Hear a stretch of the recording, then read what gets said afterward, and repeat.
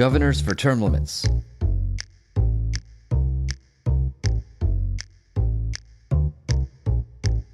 Hi, I'm Philip Blumel. Welcome to No Uncertain Terms, the official podcast of the term limits movement for the week of June 28th, 2021. Your sanctuary from partisan politics. In 2017, the National Constitution Center in Philadelphia held a town hall forum on term limits. After some panels, sharing the marquee was Pennsylvania Governor Ed Rendell, a Democrat, and then Congressmember Ron DeSantis, now a Republican governor of Florida. Since then, Governor DeSantis has risen to some national prominence, and it's worth looking back at this important and persuasive bipartisan event at the birthplace of the U.S. Constitution. U.S. Term Limits Executive Director Nick Tomboulides and I will return next week with our usual Term Limits news roundup and banter. Ladies and gentlemen, welcome back to the concluding keynote conversation of this really fascinating evening. We are so lucky to have joining Representative DeSantis, Governor Ed Rendell.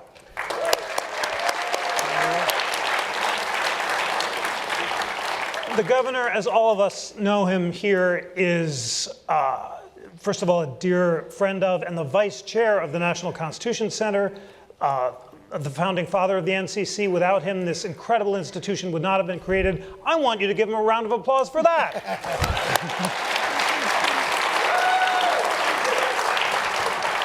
And in addition to that great gift that he gave to the nation, he is one of America's most astute political observers, commentators, successful politicians, and in a really dramatic twist, he moved from once opposing term limits to coming to support them. So, Gov, let's begin.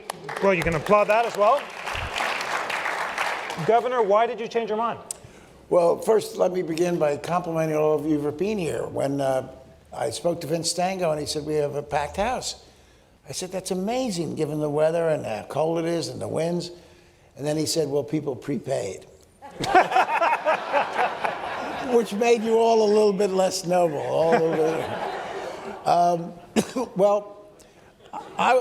For most of my political career and for Congressman DeSantis, I've held elective office for 24 years.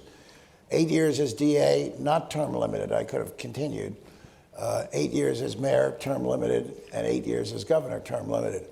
And for most of my 24 years, I absolutely supported term limits for executives, because I just think you run out of steam, you run out of ideas. It's too much of a burden almost physically to do it. And I think it's good to have someone come in with a new outlook every 8 years in an executive position. But I always believe that the institutional knowledge of having people in a legislative body for 14, 16, 18 years was good and was important, and I was against it. And my theory was, look, we do have term limits, the voters. But as all the things that have occurred in the country for so long, for the last couple of decades, but my experience as governor was what convinced me we needed term limits. First in Harrisburg. When I came into office, as you recall, I proposed the second biggest tax increase in the state's history. I did so because we had a $2.4 billion deficit that I inherited from the Republican predecessor, and I wanted to put $500 million into early childhood education. We were one of only 9 states that didn't give a nickel to early childhood education. We had a bitter budget battle that lasted till December 21st.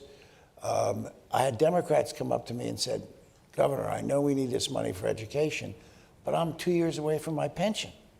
I heard the congressman talk about getting rid of pensions. Absolutely. If we do nothing else, let's get rid of pensions. Because there are people out there who literally hang on until they're qualified for their pensions. I don't believe it's polarization alone that's killing the country, although it's part of it. It's the fact that we are, as I wrote in 2012 in a book which not enough of you bought, we have become a nation of wusses, and our leaders have lost the guts to make us great. And that's true in Springfield, it's true in Albany, it's true in Harrisburg, and it is doubly true in Washington. Wow. Congressman, do you agree that we've become a nation of wusses? And then tell us how. Well, actually, let me start with that. What's your response to that? Well, look, that's a great story. One, it's just great to have somebody like Governor Rendell here who's done so much at very different levels. You have a great city here, great state, and to have him enlisted in the cause, that means a lot, and I think it's great.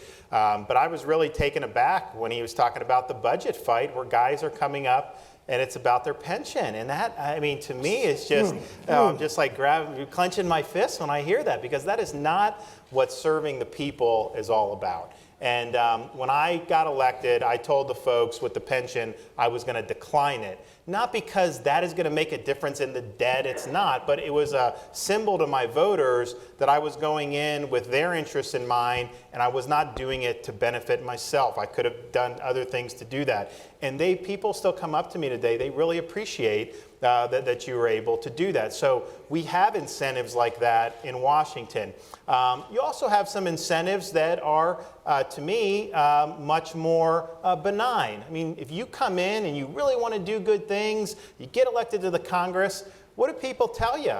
Well, you just got to wait in line. You know, you got guys that are way more senior to you. Don't rock the boat. Don't get out of step with anybody. Just kind of keep your head down, raise money for people, play the game, and that's how you advance. And so if you don't like the way Washington works, you're kind of in a conundrum because you have to play the game in order to eventually advance in the game. And as a military guy, it's frustrating with so much being based on seniority because in the military, your rank is determined by merit. So I could be somebody who is a Navy captain in 06, and maybe somebody is a commander one rank below me, but they've been in for 6 years longer than me. Guess what? I'm the superior officer because I've earned it. It's not just because I've hung around a long time. Unfortunately, in Washington, those are kind of the incentives. And so I think if you had term limits, you would get people from a wider variety of parts of American life, not necessarily people who are dedicated to be in politics for 40 years. And some of the people who've been in for 40 years have done a good job. Many have not. But the key is why don't we get people who come and want to just be in it for like 6 years? It's really not worth it right now to be in the House if you only want to dedicate 6 or 8 years to being in the House of Representatives, because you're never going to be able to chair a committee. You're not going to be in the leadership. You're going to kind of be one cog in the machine. Very difficult to have any individuality. So I think term limits helps the incentives that we face now in Washington. And as much of a supporter as I am, I'm not going to say that this is a panacea for everything, but I think it would help get us in a better direction going forward. Jeff, can I just jump in real quick? The average term of service of committee chairs in the House is 27 years. That means that they started when Lyndon Johnson was president. Wow. Well, so say more about that, because Governor, the congressman says Democrats should favor term limits because it'll give them chairmanships more quickly. What is the politics of term limits among Democrats? How much bipartisan support does this have? It's usually viewed as more of a Republican issue. It emanated from the Contract for America, where many people who got elected that year lived up to it. They voluntarily stepped down. Many people, unfortunately, didn't. That's not a commentary on the people who were elected in 2004. But in 1994, so then the Tea Party took up the issue and the refrain. So it's mostly viewed as a issue that comes from the right or a Republican issue. Democrats, we don't have, and I heard the congressman speaking about the term limits for chairs that the Republicans put in. It's a good idea. We don't have it, and as a result, our chairs are really old, and I guess I shouldn't be talking about really old, but they're really old. And there isn't the movement that the congressman said, which is, I think, an important thing. You go to any business and say to young people going in, you have to wait 20 years before you're going to have a decision-making role in the business. They're gone. They're gone. And so I think Democrats have been more reluctant to get on this issue than Republicans have. But I think you'll find, interestingly, Democrats who served in executive positions in state government will be more in favor of term limits because they've seen what happens in Harrisburg and Springfield and Sacramento. Congressman, more about the mechanics of running for office, the kind of money you have to raise, and how term limits would make the incentives better. So you often hear people say against term limits, hey, vote them out. You have the choice. Every election's a term limit. And in theory, that's 100% correct. In practice, it's not true at all. And the reason is, in order to run for office right now, you have to do it in the context of a system that's been designed by incumbents to benefit incumbents. And so take, for me, for example, I ran for Congress in 2012. I had never run for office in my life. I don't have a famous name or anything like that. I'm not wealthy enough to fund my campaign. So guys like me in my freshman class, there were like a handful of us who went from just a private citizen to Congress without having been elected to anything before, have the family name, famous name, or have your own money that you can spend. The reason is because it's very difficult when districts have 700,000 people to get known by the voters.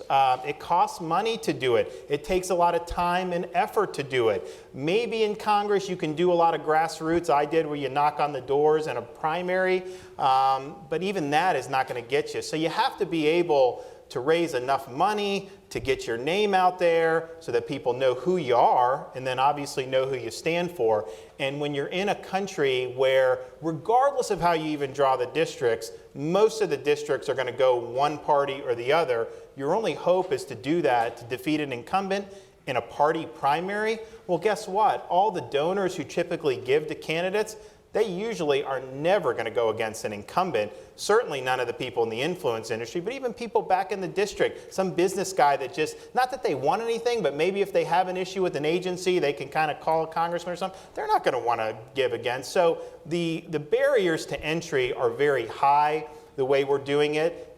It's difficult to get known if you're not already known. And I think of my freshman class, I don't know, we had 30 members who came in new in 2012. I would say the overwhelming majority were either people who had held elective office and developed kind of a network, people who had famous names, legacies. I think Joe Kennedy was in my class, or people that just funded their own campaign and didn't have to worry about it. And I'm not saying that those folks have done a bad job. Many of them have done a good job. But that, if you limit it to those people, that is a very, very small segment of American society that really has a functional opportunity to run for something like the United States Congress.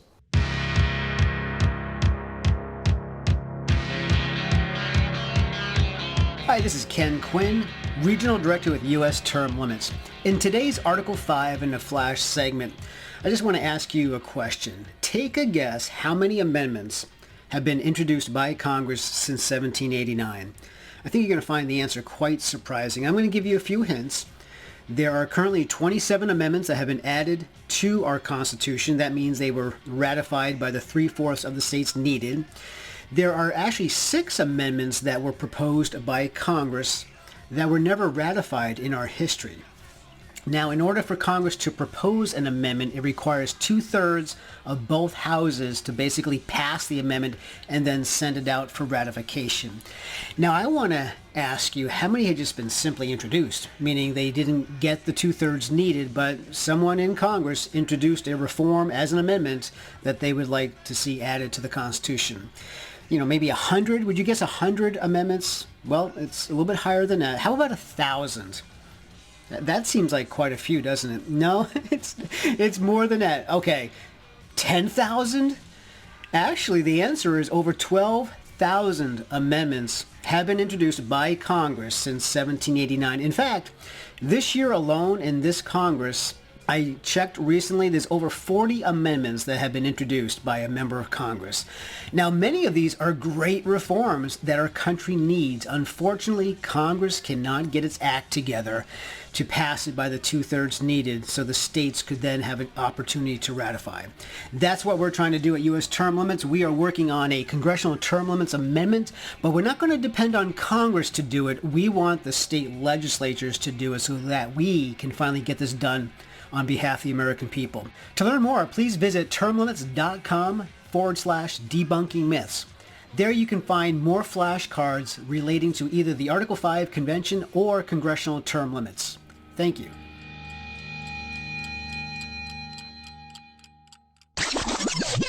Governor, what about this claim that term limits would reduce the role of money in politics? I just moderated a fascinating seminar of state elected officials, and they said that you had to be a millionaire to be elected governor of, say, Tennessee. You couldn't be known otherwise. Would term limits help that question? And are there other things that could reduce the role of money? Oh, there are plenty of other things that could reduce the role of money. I'll say one thing on a federal level.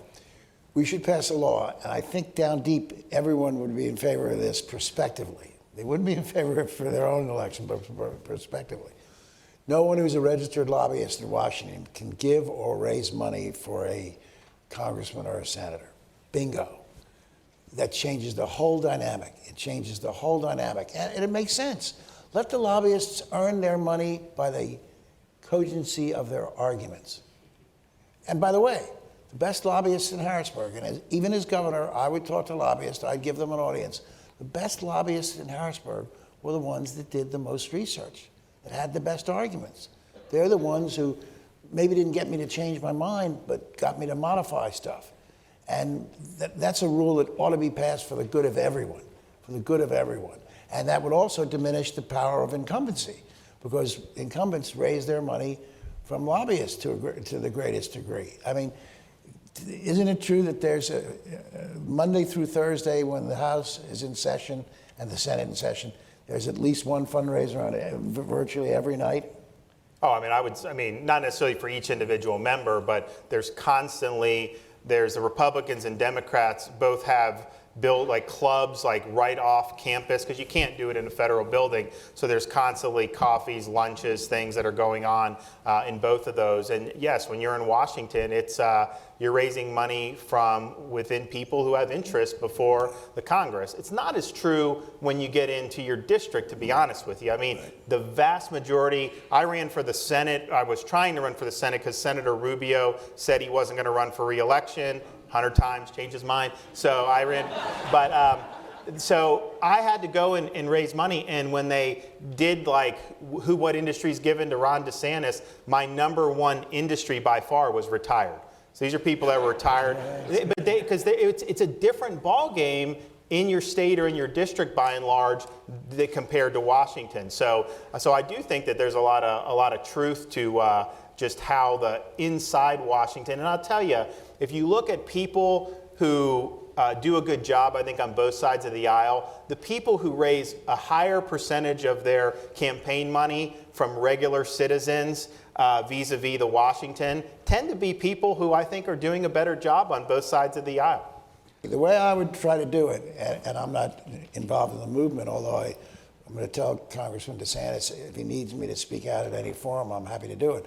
But the way I would do it is go to Congress, and someone made the point at the end that it has to be a front burner issue for the public. But if enough people go to Congress and say we want this, and then tell the Congress you can grandfather everybody.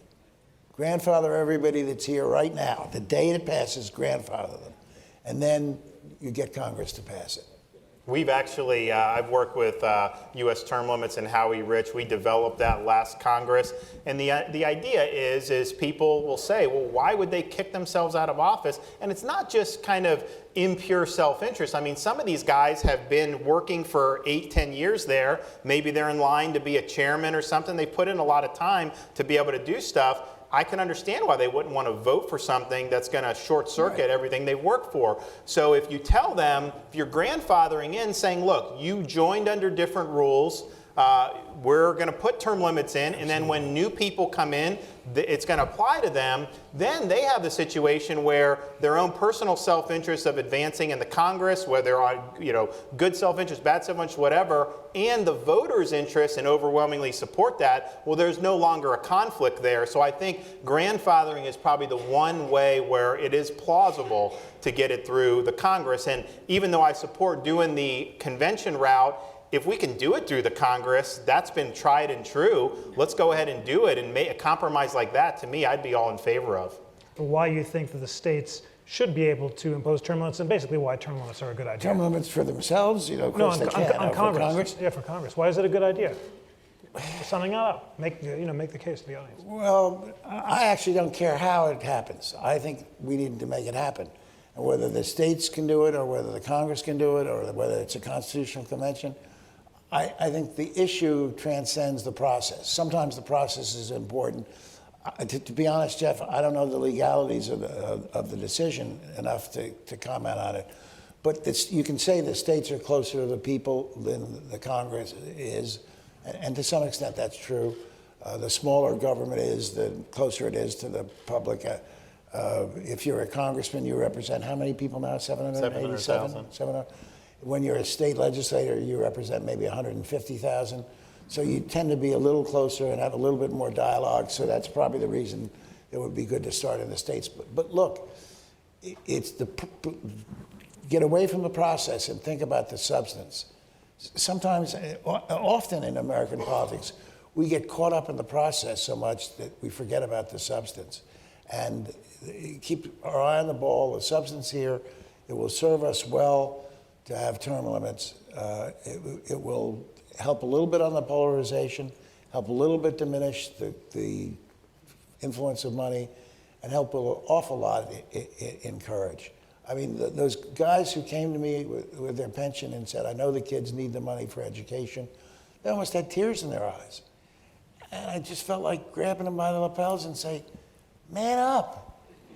First of all, you're not going to lose. You're not going to lose, and they didn't. But man up and do it. To get the necessary votes for my tax increase, I had to give the 18 Republicans in the House who put us over the top, I had to give them letters saying that I wouldn't campaign against them, and if their Democratic opponent or a primary opponent campaigned against them for voting for the income tax increase, that I would campaign for them, or I would write a letter for them, et cetera, et cetera, et cetera. We've got to make this work again. And I believe term limits is an important facet in getting our government to be more responsive. As I think I heard Congressman DeSantis say in his summation in the prior panel, look, they've got to be thinking about what's right for all of you, not what's right for them. Beautiful. All right, Congressman, you get definitely applause for the governor. Congressman, you get the last word. I'm going to take the process issue out and ask you to make the case for the audience for why you think that Congress should propose an amendment, a term limits amendment. There's one argument that it hasn't necessarily been brought up, but sometimes it's argued against term limits that we have all this expertise and that if we don't do it, no one's going to know what's going on. And look, there's some members who have been very knowledgeable that I've seen. Don't get me wrong, and this is not a broadside against all of them, but I mean, Congress isn't exactly lighting the world on fire right now. We have 320 million people in this country. We got people that are very talented. There's not one person walking the halls of that Congress that is indispensable, not even close. And it's kind of fitting that we're here in Philadelphia because, you know, the one guy who presided, George Washington, over the convention, obviously the first president, first he surrendered his sword as the commanding general after he won the revolution. Earth-shattering thing to give up power like that. And then he walked away from the presidency after 2 terms and set this precedent. And it was a very important precedent because Washington, if anyone was indispensable, he was indispensable. But he said, you know what? No, we'll have a new president, and the republic is going to endure because it's a government of laws, not a government of men. And I think that kind of spirit, we're much more likely to get a return to that if we have term limits, if it's not a 20, 30, 40-year vocation, where, yes, you're in touch with the people because you do got to get reelected a couple times, but your whole life is not consumed with how to position yourself to be in Washington for your whole adult life. Great job. Okay, thank you. Yeah, Good luck. That was good. If you're on, good luck.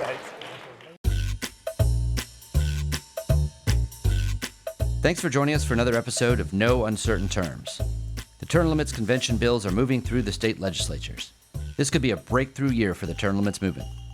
To check on the status of the term limits convention resolution in your state, go to termlimits.com/takeaction. There, you will see if it has been introduced and where it stands in the committee process on its way to the floor vote. If there's action to take, you'll see a Take Action button by your state. Click it. This will give you the opportunity to send a message to the most relevant legislators, urging them to support the legislation. They have to know you're watching. That's termlimits.com/takeaction. If your state has already passed the Term Limits Convention resolution, or the bill's not been introduced in your state, you can still help. Please consider making a contribution to U.S. term limits. It is our aim to hit the reset button on the U.S. Congress, and you can help. Go to termlimits.com/donate. termlimits.com/donate. Thanks. We'll be back next week. Contact your state lawmakers before they vote on term limits for Congress. Go to termlimits.com/takeaction.